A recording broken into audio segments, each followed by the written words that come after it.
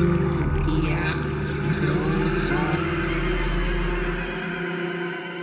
bienvenidos, and welcome to another episode of Tu Tia Bruja. I'm Bex Carlos, your designated Tia Bruja.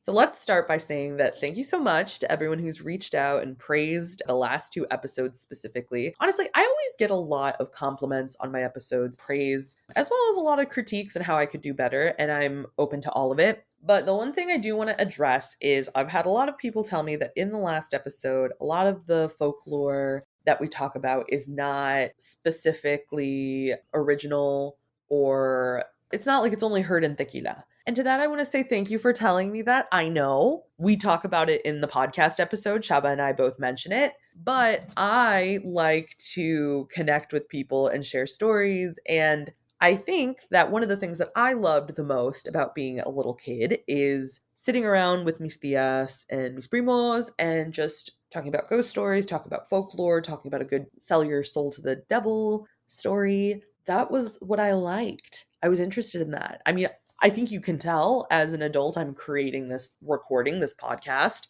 It's what I love. I've always loved it, you know? And I've been thinking a lot because I just turned 32. I feel like I'm having a lot of the information that I earlier at some point in my life was not ready to hear. And now I'm ready to hear it. Here is what I want to tell you. We talk a lot about religious trauma, dysfunctional families, and all these things that cause us trauma. What we don't talk about, at least that I don't hear talked about enough, and maybe that's just me, but I don't think we talk enough about spiritual trauma, psychic trauma. There's a lot of children who are able to see spirits, who are able to see energies that we can't. Children, like animals, have not been corrupted yet necessarily by colonialism and all these things. Their lines of what is reality and what isn't are a little bit more blurred, right? Whereas, like, we might see something and be like, what the fuck is that? This is a reminder that if you are someone who ghost hunts, please cleanse yourself and your space always. Because you don't only want to think about yourself, you don't only want to think about how something's going to hurt you, you need to think about how it's going to hurt your children. And the reason I say that, right, is because I understand, I'm not a parent, but I understand that you can't be everywhere your child is. The world is big and scary. And one thing that you don't want to think about is the fact that spirits or ghosts or whatever could be fucking with you or your child, especially your child. As you reinforce boundaries with your children about, the autonomy they have over their body, please also tell children that they don't necessarily have to interact with things that are trying to interact with them, and more than likely they shouldn't. And that they can shut down that conversation by saying, I am not interested in talking to you. Leave me alone. And if they can't walk away from that in a positive way, or okay, that's fine. That's a problem. So I want to share a story with you that I've started thinking about. It actually just came to me. I was in the space where it occurred. So this memory comes back up, right? When I was a little girl, when I was around 5 or 6, I would spend a lot, and I'm talking a lot, of time in my parents' closet.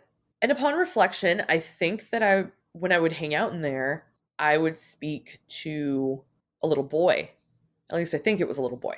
But I would spend a lot of time in there. I remember this one particular day. I don't know if you all know those things. It's like a piece of exercise equipment that you hold in your hand. It has like two little handles and you kind of like crunch it in your hand. It has these metal coils. It's like a metal thing that goes up and it creates a coil in the center. And so you like squeeze it and it helps work on, I guess, I don't know, your bicep, whatever. It helps work on that. So when I was a little girl, I was playing with that. I think it belonged to my dad and I just happened to find it. And I was like, oh, and I was playing with it. And I was in the closet. And upon being in my parents' closet, I find a shotgun shell. And I don't know what possessed me. I don't know what made me think of this. I don't know why I thought to do this. I put that shotgun shell between the little center and I squeezed it. And probably not just once, at least twice. And then I remember that I had this moment, this light bulb moment in my head where I just dropped it and I was like, what am I doing? And I remember that something about that experience just made me very uncomfortable and made me so uneasy. And I would even go as far to say that because of that, that's probably why I lost my ability to talk to spirit, because I was so scared by that experience. And the worst part of this is as I was in this space and this thought came back to me, I heard a very low laughing, like chuckle. And so what I wonder right, is maybe it wasn't necessarily the spirit of a little boy. Maybe it was something a lot more sinister. I'm also open to the fact because I think that we don't have enough discourse around the fact that, like, sometimes it's not a person who's dead that's haunting us. The person is very much living. And sometimes we have a lot of trauma that happens to us in a particular place and we can't let go. I don't know if that was the case there, but I will tell you that that whole thing that happened to me, especially now, has me like in the weirdest place, right? Like I just start thinking about it from time to time and I get very uncomfortable. I think about the fact that I could have died. I think about the fact that I could have hurt myself. I think about the fact that I could have hurt someone else. And it's just like, what the fuck? You know, like what the fuck? Like thank the universe that nothing bad happened to me. Thank the universe that I'm still here. I've been very lucky. I just really wanted to come on here and tell you that if you're someone who, loves this sort of stuff, you really do need to be safe for yourself and for your children. If you're not in the habit already of carrying something to cleanse you when you're out and about, you should start. And, it could be as easy as like finding a cleansing spray, buying a cleansing spray. I mean, you don't have to buy things unless, I think that we should support our witchers and we should definitely throw them coins. But it's okay to do things on your own. So if you want to make a cleansing spray to keep in your bag or your pocket or wherever, that's something that I really recommend of you. That if you're like, oh well, I don't want to do a cleansing spray. I work with candles. Okay, well, what's stopping you? You can get an Altoid container.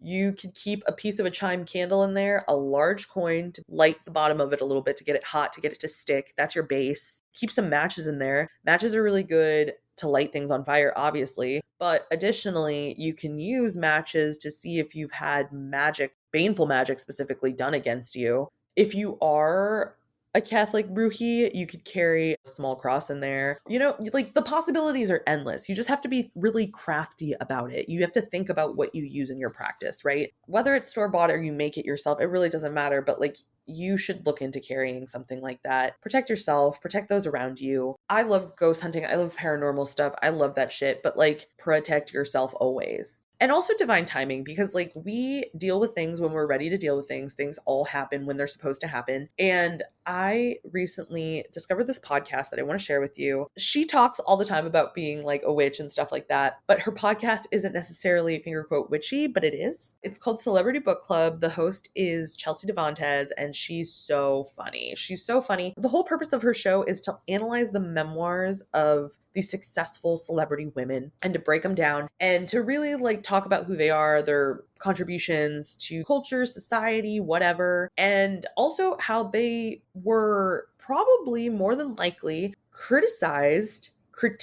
for just like living and existing. And I mean, like, look at society, look at the double standards we face, look at how we are so much more forgiving of men in power, or even just men, period, than we are of women. An example of this, right, is I don't know if Gloria Trevi has a memoir, but that would be probably one that I would be interested in reading. But then maybe at the same time not, because it doesn't seem like she's done the healing to figure out how she has also perpetrated harm. Why is it in Mexico we are so much more forgiving of that man that we are Gloria Trevi? And here's the thing. She was brainwashed. She was sexualized. She was abused. She had a lot of things, terrible things happen to her at this very young age. And her husband, or her partner, her abuser, whatever you want to call him, I guess he was all of those things. I don't know. He did so many things. He was an adult man seeking out young girls to exploit them, to then use them as a tool to exploit others. Why are we so much more forgiving of him than we are her? Why is it that we are so able to forgive this monster? We look at her through another set of eyes. And I was trying to explain that to someone the other day, and they just weren't getting it. And another example of that is Ingrid Escamilla. We did an episode on Ingrid, I think a year ago, maybe two, a while back ago. And if you don't know this story, Ingrid, she was in her mid-20s, and she was with a partner who was about double her age, or at least very close to. And I was in Mexico when this happened. This poor girl was not just murdered, she was skinned, y'all. And the thing is, in Mexico, they have no fucking chill, and they will show you the fucking photos of just someone's dismembered, desecrated body. And I remember I was coming back from vacation with family. My fucking cousin's wife had the audacity to say, "¿Por qué está una niña con alguien tan viejo?" And it's like, what was going on in her life that this was something that she needed, that was something that she wanted. We seek relationships that give us some sort of comfort, that give us something that we feel is familiar to us. And that isn't a judgment, it's a question. So, this is just a thought, right? Like maybe we need to all reevaluate how we see the world because honestly, we all have to start to look at the world differently and ask questions like why we see it the way that we do. And I really love the work that Chelsea's doing with her podcast because it's really making a lot of people analyze like, well, why do I have these feelings or why did I think this about the celebrity or whatever, right? Because I think that sometimes we fall into the trap of what the media wants us to believe. Anyway, thank you so much for listening. I hope that you learned something from this and that you will be more careful if you're ghost hunting. Cleanse yourself, cleanse each other, cleanse the world. Bye, y'all.